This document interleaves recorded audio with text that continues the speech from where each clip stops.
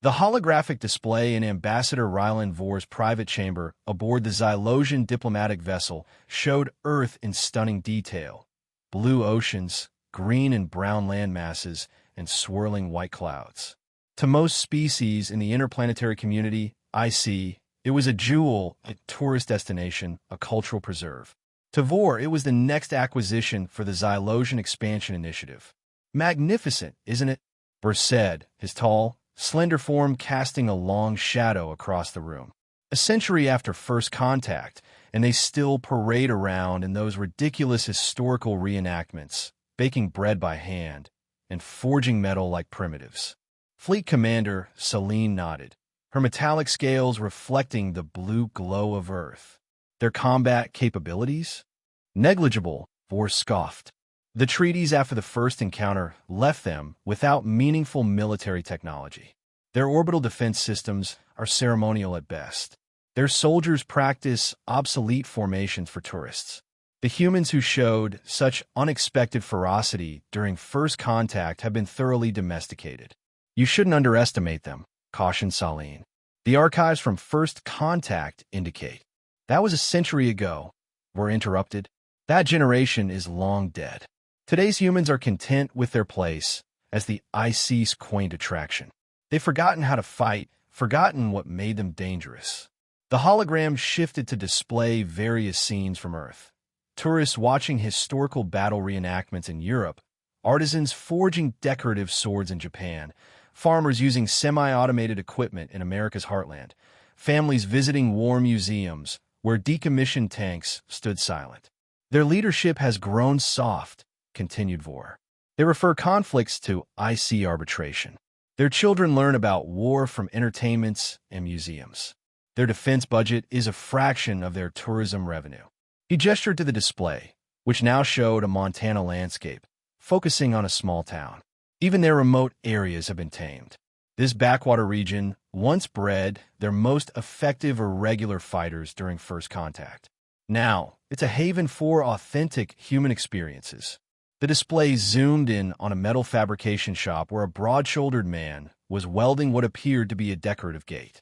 A placard outside read, "Thorn Custom Metalworks, Authentic Handcrafted Items." Elias Thorn, Vor said with a dismissive wave. Former military, now makes ornamental items for wealthy tourists. The perfect example of how their warrior class has been neutered. Commander Saline studied the human with professional interest. And the implementation timeline. The protective integration will begin in 3 standard cycles, Vor replied.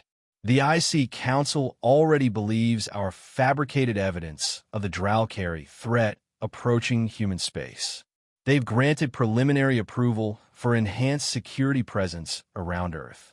Our peacekeeping fleet will deploy soon. And if the humans resist? Asked Saline. Vor's lipless mouth stretched into what passed for a Xylosian smile. They won't. Not effectively. But if they try, it will only justify stronger measures for their own protection. After all, a species that can't defend itself clearly needs our guidance. The hologram shifted to Geneva, Switzerland, focusing on the Interplanetary Research Institute. Inside, a woman with dark hair pulled into a tight bun was examining ancient military texts, making notations on a transparent tablet. Dr. Eris Thorne, Vor explained, the subject's sister, a historian specializing in obsolete human warfare tactics. The IC funds her research as a cultural preservation project. He laughed at dry, clicking sound. They're paying her to document how her species used to be dangerous. How delightfully ironic. Commander Saline wasn't entirely convinced. We should still prepare for resistance. Of course, Vor agreed, but it will be token disorganized. Humans are wonderfully predictable creatures. They've traded their martial heritage for comfort and safety. By the time they realize their mistake, Earth will be secured, and the Xylosian hegemony will have its newest protectorate. What neither of them noticed was a small notation on Dr. Thorne's screen. Quarterly analysis complete. Encoded transmission sent via standard channels. Remaining vigilant. The old ways endure. In his workshop in Montana, Elias Thorne completed the decorative gate, which featured intricate metalwork that, to the untrained eye, appeared purely ornamental. To someone who knew what to look for, the patterns contained precise measurements, angles, and specifications, a blueprint disguised as art.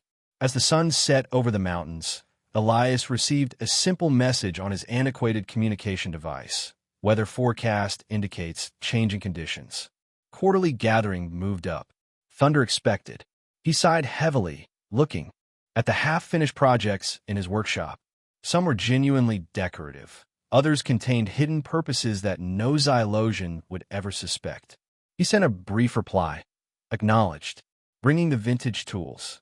Across Earth, similar messages were being exchanged, masked as innocent communications about weather, local events, or family gatherings. The underground network, dormant but never truly inactive, was stirring. 3 weeks later, the Xylosian peacekeeping fleet arrived in Earth orbit. 12 sleek vessels positioned themselves at strategic points, their advanced weapon systems remaining powered down for now. Ambassador Vor addressed the Earth's United Governance Council via holographic projection, his voice carrying the perfect blend of concern and authority.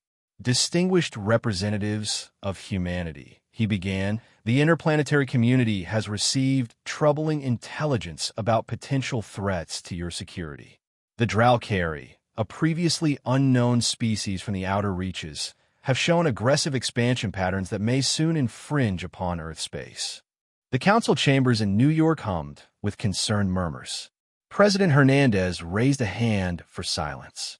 Ambassador, this is the first we've heard of any such threat. Why wasn't Earth informed through normal diplomatic channels?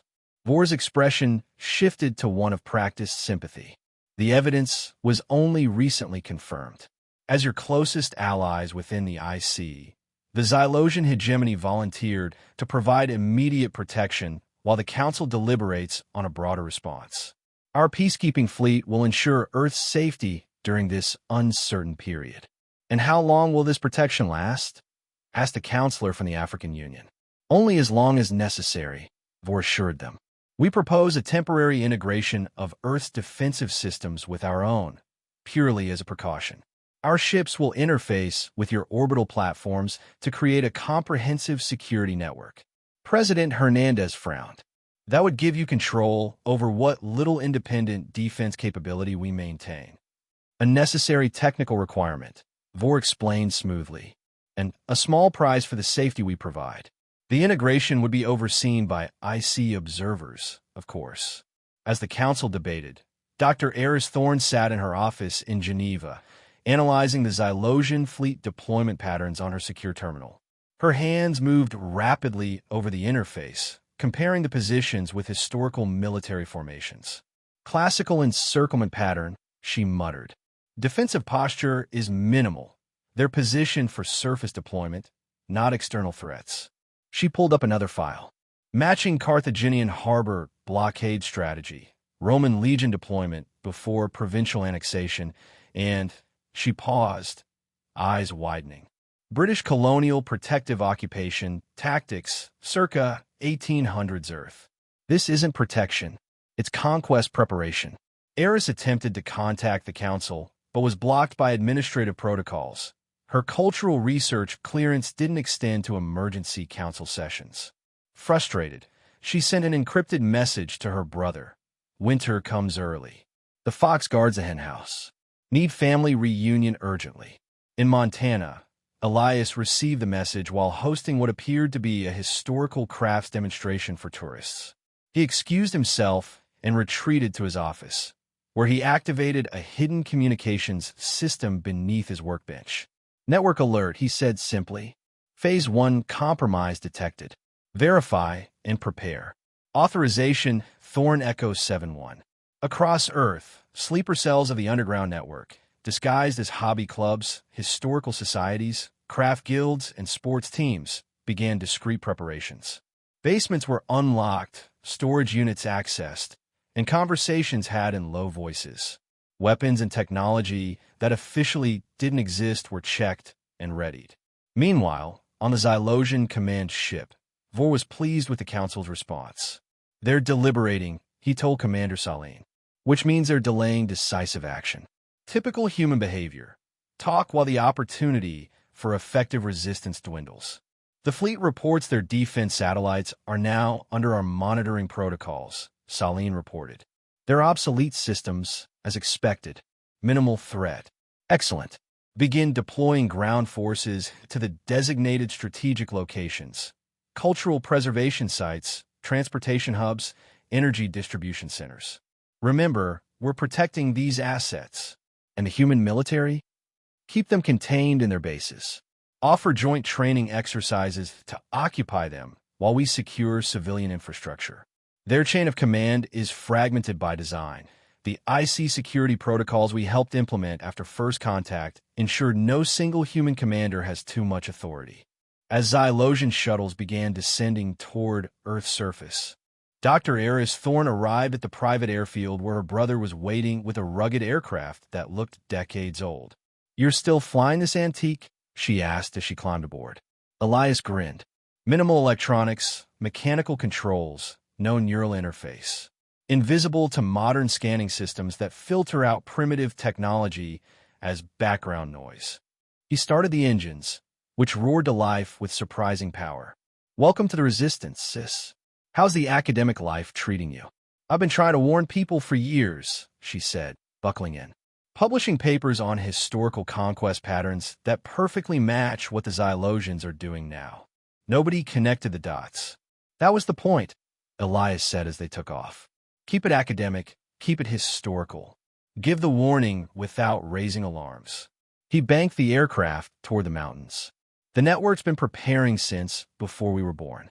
Mom and Dad laid the groundwork after first contact." "Is it enough?" Eris asked, watching Xylosian shuttles glide toward major cities in the distance. "We're about to find out," Elias replied grimly. "They think humans forgot how to fight. They're wrong." 2 days later, Ambassador Vor stood in Central Park, New York City, surrounded by Xylosian security forces and Earth officials. A crowd of curious humans watched from behind barriers as he prepared to address them about the temporary security measures being implemented. "Citizens of Earth," Vor began, his voice amplified across the gathering. "The Xylosian hegemony is proud to provide protection during this challenging time." An enormous explosion rocked the park as a Xylosian shuttle crashed from the sky, trailing smoke. Vor's security detail immediately formed a protective circle around him, while humans screamed and scattered. "What's happening?" Vor demanded into his communicator. Commander Saline's voice came through, strained and confused. "Simultaneous attacks on our forces worldwide. Primitive projectile weapons, improvised explosives, and... Ambassador, they're using mechanical war machines we thought were museum pieces." Across the globe, the carefully planned Xylosian occupation was descending into chaos. In London, tourist guides from a historical walking tour company unveiled hidden compartments in iconic red telephone boxes, distributing pre-positioned weapons to civilians who moved with surprising military precision. In Tokyo, elderly martial arts instructors led coordinated strikes against Xylosian positions using modernized traditional weapons and fighting techniques specifically adapted to exploit weaknesses in Xylosian battle armor. In Rio de Janeiro, carnival performers deployed parade floats that transformed into mobile barricades and weapon platforms, while dancers used their acrobatic skills to outmaneuver the invaders' targeting systems. In the Montana wilderness, Elias Thorne led a force of supposed hunters, outdoorsmen, and rural craftspeople in an assault on a Xylosian command post disguised as a cultural observation center. They used hunting rifles modified with handcrafted components that somehow bypassed advanced armor, all-terrain vehicles outfitted with surprisingly effective weapons, and intimate knowledge of the terrain. Northwest Quadrant secured, Elias reported through an antiquated radio system. "Moving to Phase 2. How's our intelligence?" Dr. Eris Thorne's voice crackled back. "Their reinforcements are deploying in standard Xylosian third-wave formation. I've identified the pattern from 16th century Ottoman battle records. They'll concentrate forces here."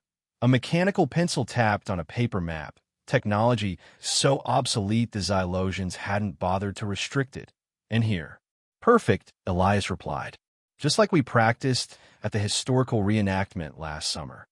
On what appear to be ordinary farms across the region, barn doors open to reveal not farm equipment, but meticulously maintained and modernized tanks and artillery pieces, officially decommissioned decades ago, but secretly kept operational by generations of hobbyists and collectors. In Switzerland, Dr. Aris coordinated with resistance cells globally from a bunker beneath the Interplanetary Research Institute, a facility officially dedicated to preserving human military history that had secretly served as a resistance planning center for decades. Her knowledge of historical battle strategies proved invaluable in predicting Xylosian movements, which followed textbook patterns documented throughout their military history. They're predictable, she explained to the resistance leaders gathered around her. Their tactical doctrine hasn't evolved in centuries because they haven't needed it to. They've grown comfortable facing opponents who use similar technologies and strategies. We're neither. On the Xylosian command ship, Vor watched in disbelief as reports of losses flooded. How was this possible? He demanded. Their weapons are primitive. Their technology is obsolete. That's what we thought, Commander Saline replied, her voice tight.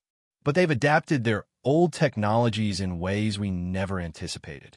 Their projectile weapons are using materials that our sensors classified as harmless, but prove remarkably effective against our armor. Their communication systems use frequencies and methods we considered too primitive to monitor. And the humans themselves? Vor asked, fighting with unexpected skill and coordination. These aren't untrained civilians. They're executing complex military maneuvers disguised as chaotic resistance. A junior officer interrupted. Commander, we've identified a pattern. Look at the occupation points where we're facing the strongest resistance. The display showed a map of Earth with red spots indicating fierce fighting. Historical battlefields, Saline realized. They're drawing us into locations where their ancestors fought wars. They know every hill, every approach, every strategic advantage. That's impossible, Vor insisted.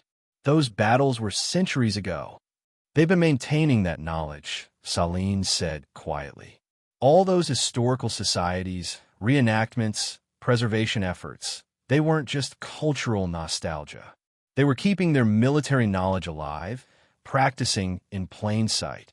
In New York, what had been planned as a demonstration as Xylosian authority had become a desperate evacuation. Ambassador Vor was hustled toward an extraction point by a security detail, their advanced weapons proving surprisingly ineffective against the human resistance fighters who seemed to appear from nowhere. This isn't primitive resistance, Vor realized as a group of apparent street performers used choreographed movements to outmaneuver his guards. This is coordinated, practiced.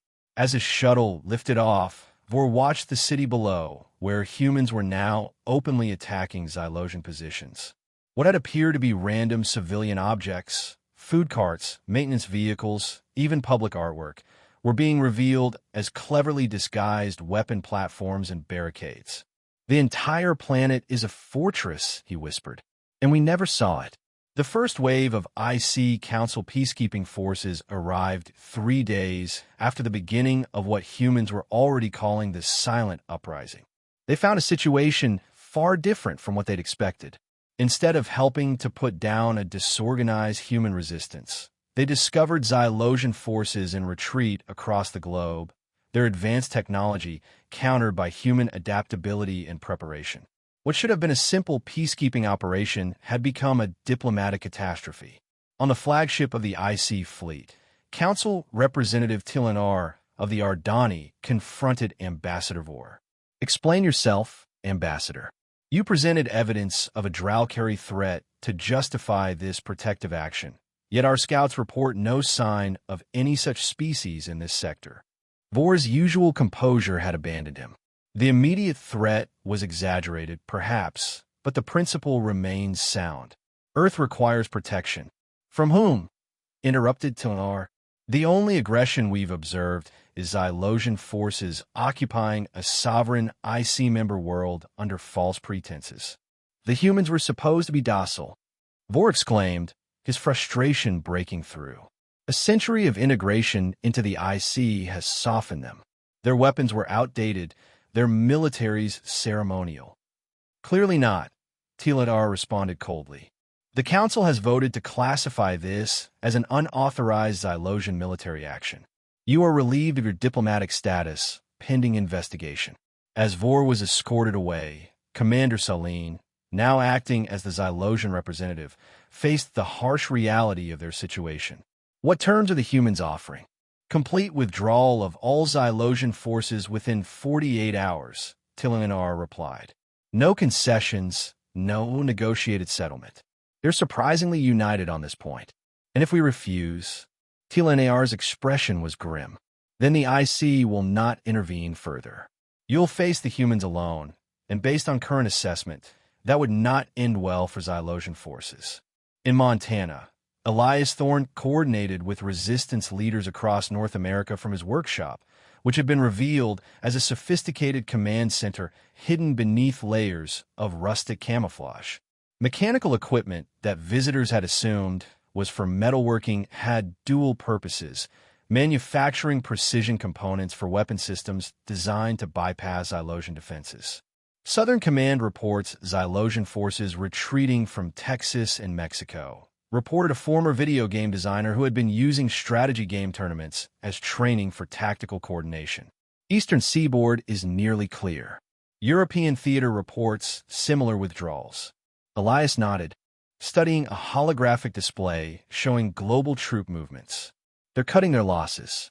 The IC peacekeepers are creating a buffer zone for their evacuation. His sister's image appeared on a separate display. Elias, I'm at IC headquarters in Geneva. They've requested my presence at the Emergency Council session. As a witness against the Xylosians? As a recognized expert on human military history, Eris replied with a hint of irony. Apparently, my obscure academic focus is suddenly relevant. The Council wants to understand how they misread humanity so completely. Tell them the truth, Elias suggested. We never forgot who we are. We just stopped advertising it. In Geneva, Dr. Eris Thorne stood before the emergency session of the IC Council, her academic demeanor belying the critical role she'd played in coordinating resistance efforts. Distinguished representatives, she began, what you witnessed wasn't a spontaneous uprising, but the activation of a system a century in the making. After first contact and the limited conflict that followed, our ancestors recognized humanity's vulnerable position. Technologically outmatched, but determined never again to be caught unprepared, they created the underground network. She displayed historical images, military veterans becoming craftspeople, engineers designing dual-purpose civilian technology, soldiers becoming teachers of historical combat techniques. While officially accepting the military restrictions imposed by IC treaties, humanity never abandoned its capacity for self-defense. We merely disguised it. Historical societies preserved tactical knowledge. Craft guilds maintained manufacturing capabilities for weapons components. Sports clubs kept combat skills sharp.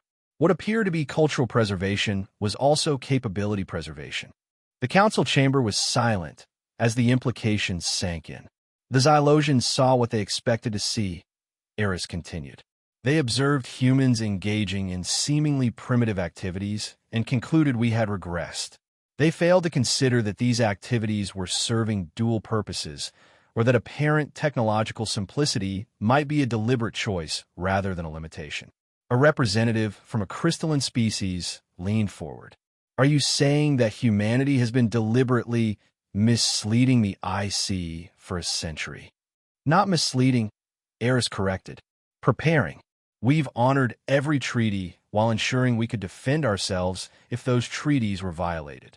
Everything we did was in plain sight. The Xylosians simply didn't recognize its significance because they were looking through a lens of technological superiority. And the extent of this underground network, asked TLNAR, global, decentralized, adaptable. Eris displayed a map showing resistance hotspots during the conflict. Every community had some capability, but no central authority that could be targeted or compromised. The network operates on principles derived from historical resistance movements throughout human history, updated for modern challenges. On the Xylosian retreat vessels, Commander Celine watched Earth recede in the view screen, her career and reputation in tatters. "How do we misjudge them so severely?" she asked the disgraced Ambassador Vor, who sat in custody awaiting trial for treaty violations. "We saw what we wanted to see," Vor replied bitterly. Primitive recreations of outdated technologies. Cultural rituals reenacting ancient battles. Handcrafted items in an age of molecular manufacturing. We interpreted it as regression, as nostalgia, as harmless entertainment. It was camouflage, Saline realized. Perhaps the most effective military deception in modern history. The humans never forgot how to fight, Vor acknowledged. They simply stopped looking like warriors. 6 months after the failed Xylosian occupation, Earth's status within the interplanetary community had undergone a profound transformation. The military restriction treaties were renegotiated, acknowledging humanity's right to maintain explicit defense capabilities rather than the hidden ones they'd relied upon. Elias Thorne's workshop remained a working metal fabrication business, though visitors now understood that some of his decorative pieces had more practical applications. Today, he was hosting a delegation from the ICE's Military Historical Preservation Committee, a newly formed body created to study humanity's unique approach to maintaining combat readiness through cultural practices. The beauty of it was the dual purpose, Elias explained as he demonstrated metalworking techniques that could create both art and precision weapon components. Nothing was wasted. Every activity served both a peaceful function and a preparedness function. A reptilian committee member examined a decorative sword. And these historical weapons? They seem primitive compared to energy weapons. Elias smiled. That particular piece is purely decorative, but the techniques used to forge it apply equally to creating components that can disrupt energy weapon harmonics. The point wasn't to recreate ancient weapons exactly, but to preserve the knowledge and skills that created them, then adapt those skills to modern challenges. At the Interplanetary Research Institute in Geneva, Dr. Eris Thorne had been appointed as the head of a new department focused on asymmetric defense strategies. Her office, once filled with dusty historical texts that few visitors found interesting, now hosted diplomats and military attachés seeking to understand the human model of defense. The most effective element wasn't our weapons or tactics, she explained to a group of IC representatives. It was the psychological aspect. The Xylosians believed absolutely in our harmlessness because we never challenged that belief until the moment of advantage. A century-long deception, mused an avian diplomat. A century-long insurance policy, Eris corrected. One we hoped never to use. In New York, the United Governance Council was in session, discussing humanity's path forward within the IC. President Hernandez addressed the assembly. The silent uprising revealed both our strengths and our vulnerabilities. We withstood the occupation attempt, but only because generations before us had the foresight to prepare without provocating. Now we face a new challenge, balancing openness with security, trust with readiness. The underground network will continue, she announced, but with greater transparency to our true allies within the IC. We'll maintain our cultural practices not just as a cover for preparedness, but as a genuine expression of our heritage. The skills that preserved our freedom are also the skills that define our humanity: adaptability, creativity, and the wisdom to learn from history rather than simply preserving it. Across Earth, communities were embracing both aspects of their dual-purpose activities. Historical reenactment societies openly acknowledged their role in tactical training while continuing to educate the public about Earth's past. Craft guilds taught both the artistic and defensive applications of their skills. Sports clubs maintained their combat readiness programs alongside their competitive events. In Montana, Elias Thorne walked through the mountain forest with his sister, who was visiting between her increasingly frequent diplomatic missions. "Did you ever think we'd actually have to use it?" Eris asked, referring to the network they'd both served throughout their adult lives. "All those drills, all that preparation, I sometimes thought it was just elaborate role-playing. Elias shook his head. I always hoped we wouldn't. But human history is pretty clear. Peace relies on the capacity for self-defense. The Xylosians still don't fully understand how they failed, Eris noted. Their investigation concluded that we must have had hidden advanced technology. Which we didn't, Elias laughed. We just used simple technology in ways they couldn't anticipate. Their sensors were looking for energy signatures and exotic materials, not repurposed agricultural drones or hydraulic systems from construction equipment. They reached a ridge overlooking the valley where Elias's workshop stood alongside new construction, an official IC Cultural Exchange Center. Ironic, Eris observed. Now they're officially studying what they previously dismissed. Human adaptability is our true strength, Elias replied. Not our weapons or tactics. We take what's available and make it work for purposes nobody expected. As they watched the sunset paint the mountains gold, a message alert sounded on both their communication devices. It was a network update, now sent openly rather than hidden in weather reports or social invitations. Quarterly training rotation beginning. All sectors participate. New protocols to be implemented. No rest for the vigilant. Elias sighed, but with a smile. The old ways endure, Eris replied, using the network's traditional acknowledgement. Just not so secret anymore. Far from Earth, in the newly restructured Xylosian government, a junior strategic analyst presented findings from the failed Earth operation to the High Council. The humans have a concept they call hiding in plain sight, she explained. Their entire defense strategy was based on this principle, maintaining capabilities that appeared to be something else entirely. We saw primitive recreations. They were practicing adaptable skills. We saw cultural preservation. They were maintaining tactical knowledge. And the lessons for us? Asked the council chair. Never evaluate a species based solely on technological metrics. The humans operated at what appeared to be a technological disadvantage, but their social organization, psychological preparation, and adaptability compensated magnificently. They didn't try to match our technology. They found ways to make it irrelevant.